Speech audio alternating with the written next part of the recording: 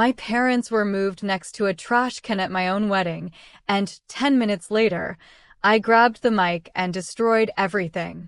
I remember standing there in my dress, smiling for photos, pretending nothing was wrong until I saw them. My mom smoothing out her old dupatta like she was trying to disappear, my dad forcing a smile while guests walked past them like they didn't exist. Table 14. Right next to the service door. The smell, the noise, the waiters brushing past them. And the worst part? They paid for half of this wedding. I felt my chest tighten, but I told myself maybe it was a mistake, maybe someone would fix it. So I went looking for my fiancé. I wasn't angry yet, I just needed reassurance. But as I got closer, I heard his voice. Calm. Casual. Laughing. It's better this way. They'd just feel out of place up front anyway. I froze. My heart didn't break in that moment, it went silent. Because suddenly, everything made sense.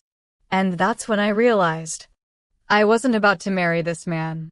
If you've ever felt your family being disrespected, stay with me, because what I did next ruined their perfect wedding forever. I wish I could say that moment came out of nowhere. But the truth is, the signs were always there. I just kept ignoring them because I loved him. My parents had spent their entire lives building everything from nothing. My dad working late nights, my mom saving every rupee just so I could have a better future. And when I met him, he made me feel like all of that struggle had finally paid off. He was charming, confident, came from a family that had everything we didn't, but I thought love would be enough to bridge that gap. The first time I met his mother, she smiled, but it never reached her eyes. She looked my parents up and down like they were something she had to tolerate, not respect. At dinners, she'd make little comments, nothing loud enough to call out, but sharp enough to sting. "You're very simple people, aren't you?" she once said, right in front of them. I laughed it off. I always did. And every time I brought it up to him, he'd brush it away with a smile. "That's just how she is," he'd say. But deep down, I knew it wasn't just how she was. It was how they all saw us.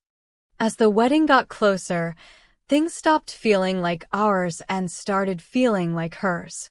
Every decision we made somehow got overridden: venue, guest list, even the menu.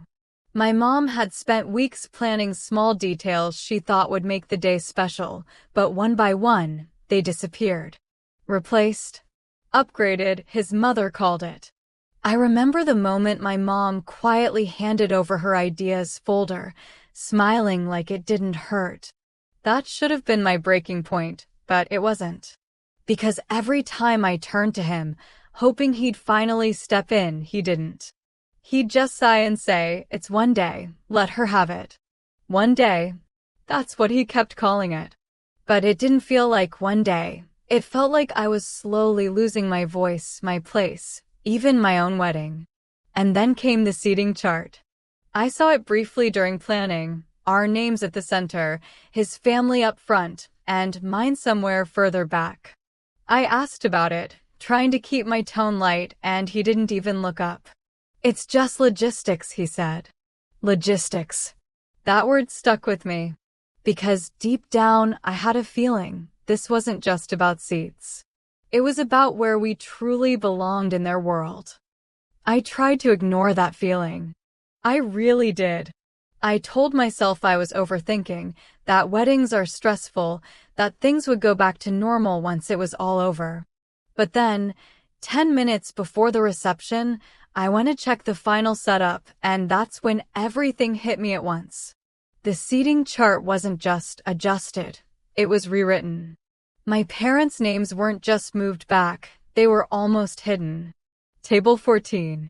Right next to the service entrance. And the worst part? Their names weren't even spelled correctly anymore, like they were an afterthought. I felt this wave of heat rush through me, but I still tried to stay calm.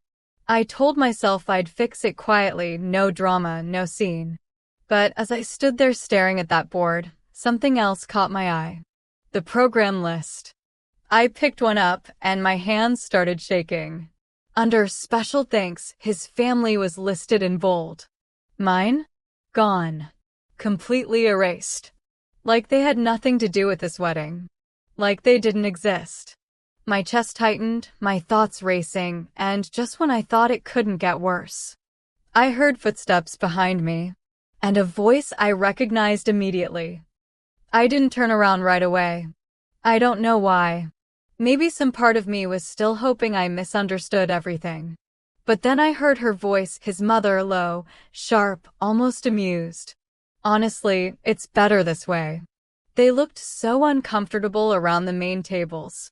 And then, his voice. Calm. Agreeing. Yeah, they don't really fit in with the rest anyway. It felt like the ground disappeared beneath me. These were the same people who smiled in front of my parents, who accepted their help, their money, and this is what they really thought?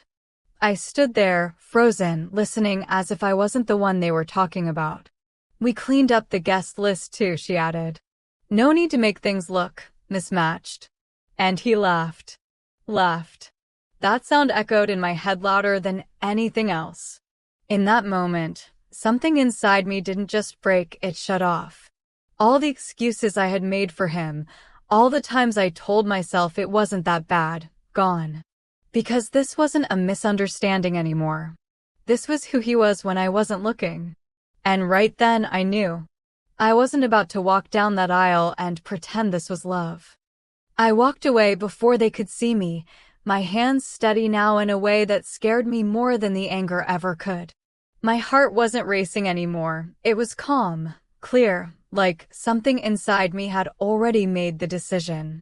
I found my best friend near the hallway and pulled her aside, and before I could even say anything, she looked at my face and knew.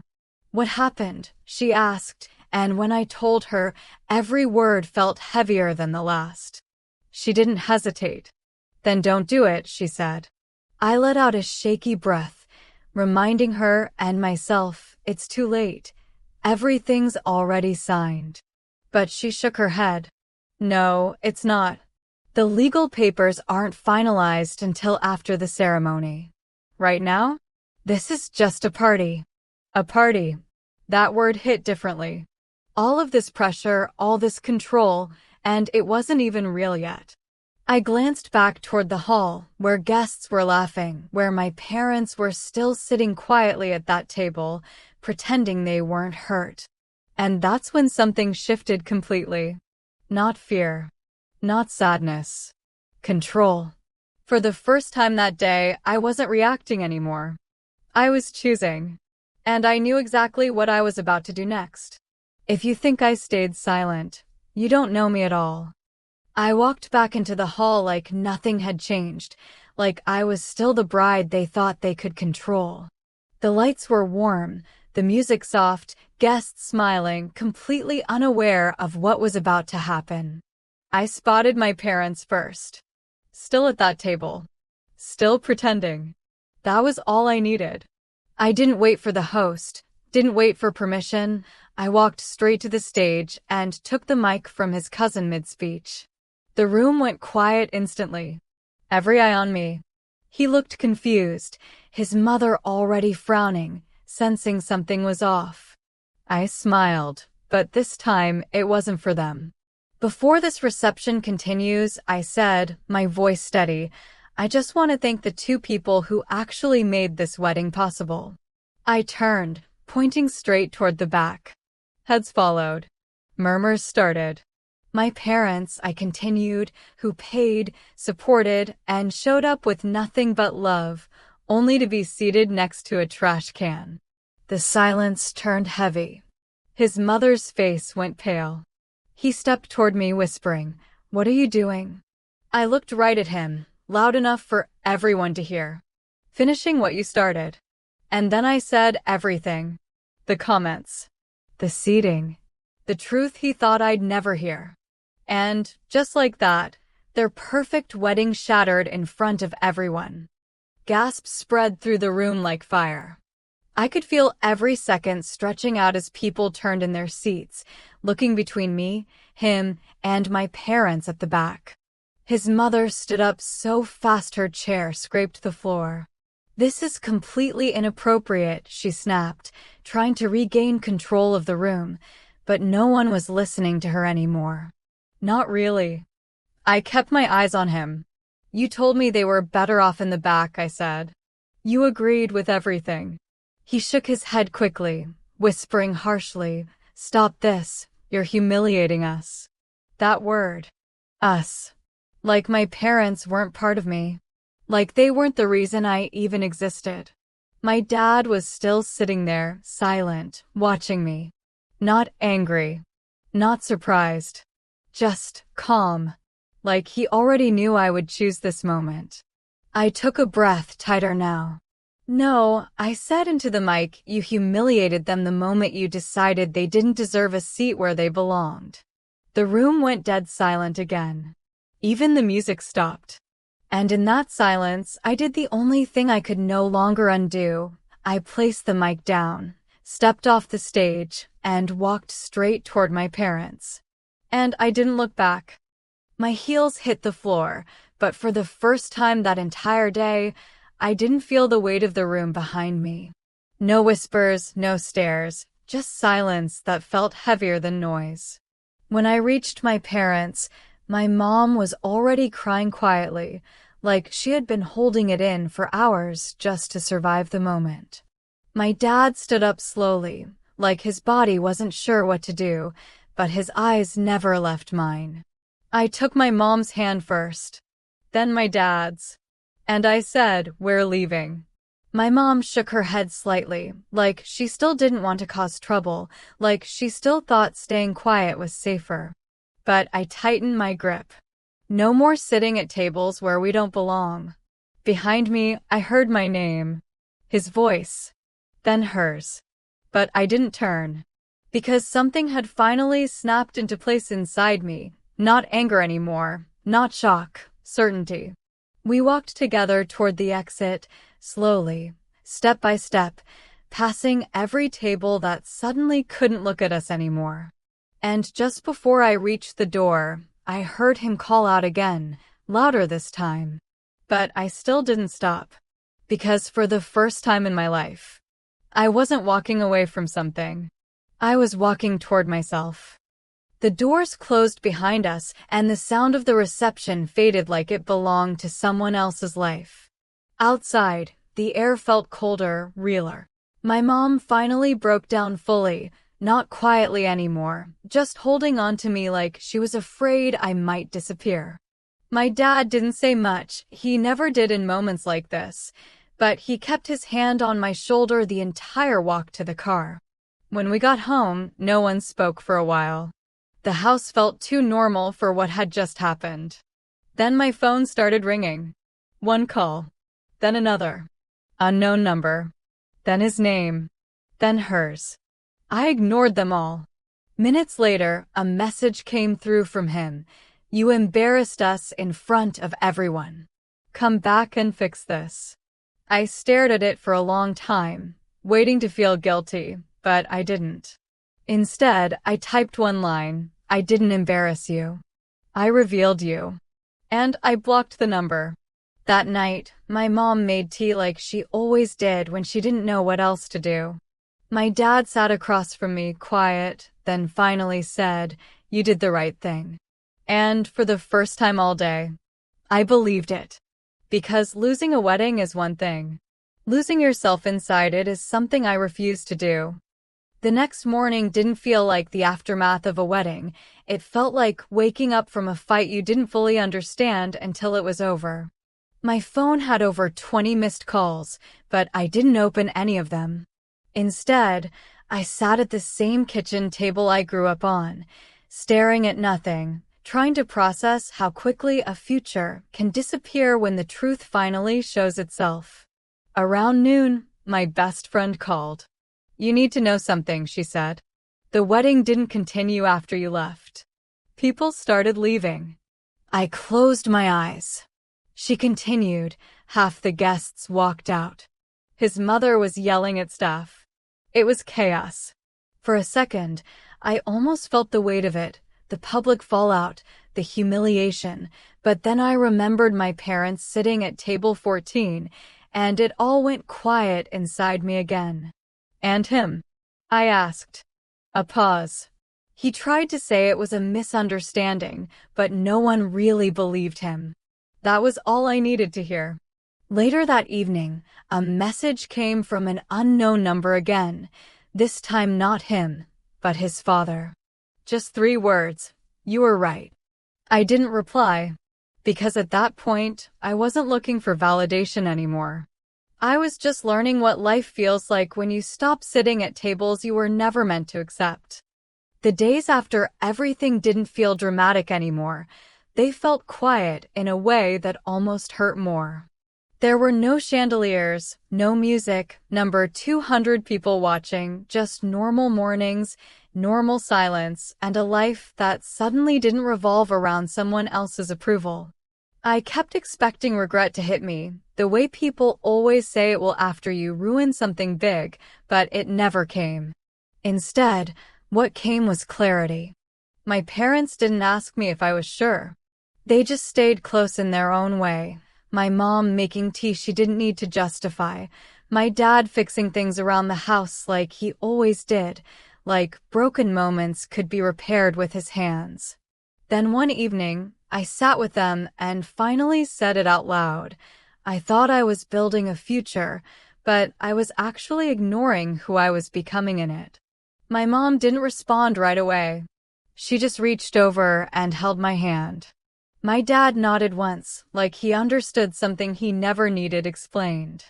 And for the first time since that wedding day, I realized something simple but powerful. I didn't lose a marriage. I walked away from a life that was teaching me to shrink. And I wasn't going back to that version of myself ever again. A week later, I got a letter I didn't expect. Not from him. This one was from his father.